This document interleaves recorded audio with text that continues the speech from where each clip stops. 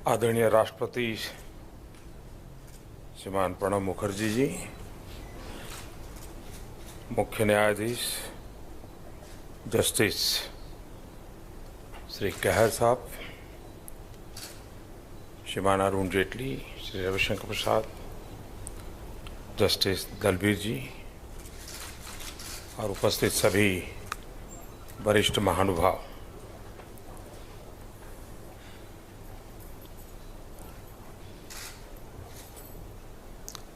कहर साहब के साथ मुझे जितना समय काम करने का अवसर मिला है, इस छोटे से काल के अनुभव से मुझे लगता है कि अच्छा होता उनको इस पद पर ज़्यादा समय सेवा करने का मौका मिलता, क्योंकि जिस तेजी से वो निर्णय करते हैं और मुझे भी उनके साथ दौड़ने में जरा मजा आ रहा है। ये एक बड़ा सुखद अनुभव है मेरा। मैं शेयर करना चाहता था तो मौका मिल गया।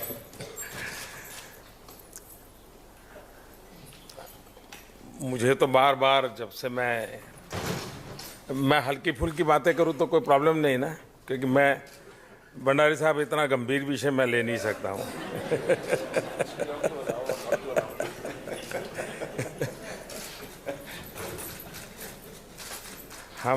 जब से हम प्रधानमंत्री बने तो आए दिन हमको माइक वाले पकड़ते थे, रिफॉर्म रिफॉर्म।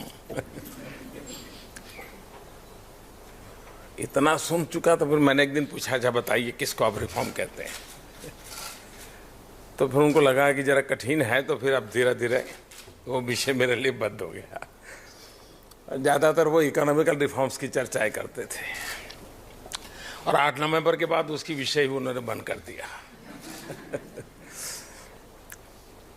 लेकिन मैं छोटा था तो कभी अखबार में पढ़ा था, मुझे बाद में क्या हुआ पूरा पता नहीं है। कुछ बार एसोसिएशन के लोगों ने मीटिंग करके रिजोल्यूशन किया और मांग की थी कि गर्मी के दिनों में हिंदुस्तान में गर्मी बहुत होती है, तो ये काला कोट वगैरह इसके बजाय हमें मुक्ति मिले तो अच्छा होगा कोर्ट में। अब ये रिफॉर्म का एकदम छोटा रूप था, लेकिन उस समय बहुत पहले की बात है, मैंने सुना है कि शायद निर्णय नहीं हो पाया था। अब हम ऐसे बंधे हुए हैं कि कोट काला पहने या न पहने, सिर्फ टाई से जाए ना जाए उसमें भी बड़ी दिक्कत है। तो कितना कठिन काम है हम समझ सकते हैं, और उसमें व्यक्ति का दोष कम है, पद पर बैठे हुए व्यक्ति का दोष कम है। कुल मिलाकर के हम परंपरावादी ज्यादा है। परंपरा का भी अपना एक मूल्य है, महत्व भी है, लेकिन कभी कभी कुछ युग ऐसे आते हैं कि जिसमें बदलाव बहुत तेजी से होता है, जो हमारे हाथ में नहीं होता है। शायद मानव जाति की विकास यात्रा में जितने बदलाव आए होंगे, खास करके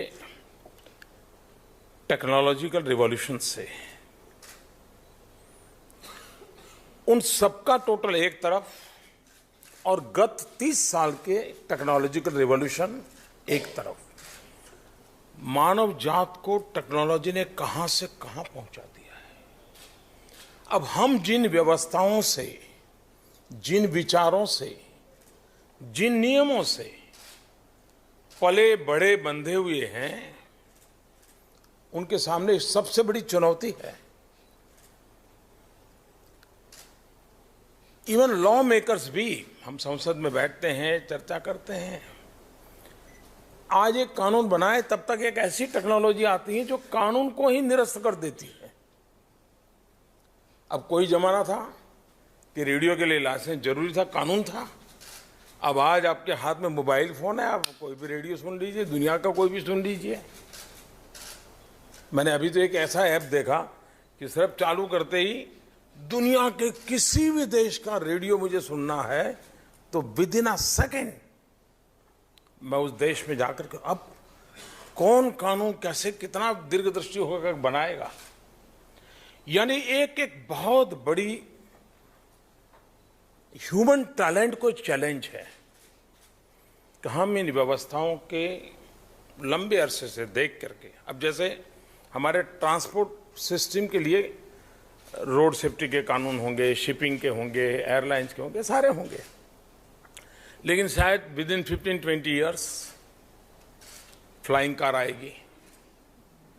फ्लाइंग कार आएगी तो एक कहाँ आपका स्कूटर बाईं ओर चले कि दाईं ओर चले, इसी कानून में हम लपटे रहेंगे तो यानी इतना बड़ा बदलाव आ रहा है। इसको ध्यान में रखते हुए हमारी लॉ यूनिवर्सिटीज हो तो उसमें भी उस प्रकार के टैलेंट डेवलप हो, हमारी चर्चा का फलक उस रूप का बने ताकि हम मानव जात के सामने समयानुकूल व्यवस्थाएं दे पाए, नियम दे पाए। ये बहुत बड़ी चुनौती है। दूसरा, सेकेंड वर्ल्ड वॉर के बाद विश्व का एक रूप था, बाइपोलर व्यवस्था बन गई थी, तो लगता था चलो यहां रहेंगे तो भी गुजारा हो जाएगा, यहां रहेंगे तो भी गुजारा हो जाएगा, लेकिन कहीं एक जगह पर रहना ठीक है, ये लगभग नहीं रह पाते हैं तो झुक करके रहना, ये कुछ सोचते थे।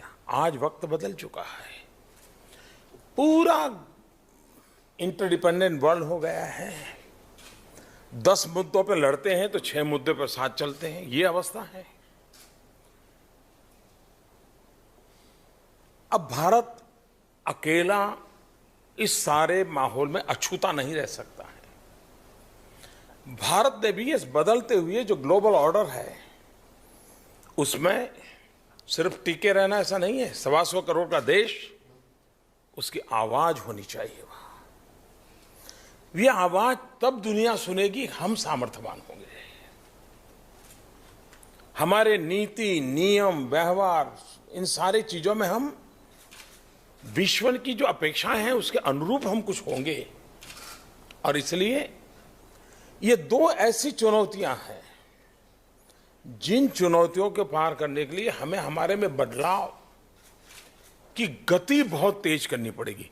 मैं नहीं मानता हूं कि कोई ऐसा होगा कि नहीं ऐसा थोड़ा होता है, बदलाव क्या जरूरत है, बहुत अच्छा है, ऐसा कोई नहीं होगा। हर चाहता है, कठिनाई में अनुभव करा कौन करे, कभी ये आता है। फिर कठिनाई ये आती है कि कैसे करें, और कब का जवाब तो सवाल ही बड़ा कठिन होता है। यार कोई आएगा तो कर लेगा, चलो मैं तो इतना गुजारा कर लूँ। इस अवस्था से हम गुजर रहे हैं, लेकिन जिस प्रकार के परिसंवाद होते हैं, आखिरकार ज्ञान का सहारा होता है बदलाव का फाउंडेशन तैयार करने के लिए। इस प्रकार की डिबेट, इस प्रकार के ग्लोबल एक्सपीरियंस को शेयर करना, बेस्ट प्रैक्टिसेस को सोचना, समझना और उसमें से कुछ चीज़ों को विकसित करना, वो अपने आप में उपकारक होता है। अब कैर सिंह साहब ने बड़ी, यानी अब एक प्रकार से जो चिंता उन्होंने की, वो चिंता हम लोगों को करनी चाहिए। जो लोग सरकार में बैठे उनको करनी चाहिए कि भाई टैक्स वाले मीटर कितने हैं उसको तो जरा निपाओ, तो कम से कम सरकार के खजाने में कुछ आए।